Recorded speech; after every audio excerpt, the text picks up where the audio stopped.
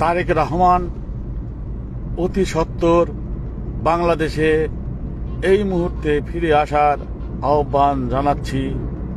আপনার মা আপসহীন দেশনেত্রী বেগম খালেদা জিয়া মুমূর্ষ অবস্থায় আর কালক্ষেপণ না করে এই মুহূর্তে মায়ের শয্যা পাশে আসুন। সেই সাথে দেশও মুমূর্ষ অবস্থায় দেশের পাশেও আসুন।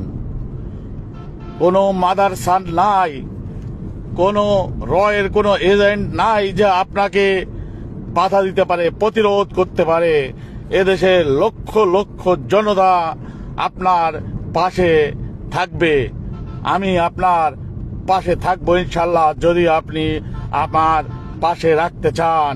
কারো কোনো সাহস হবে না আপনার সামান্যতম ক্ষতি করার। কিন্তু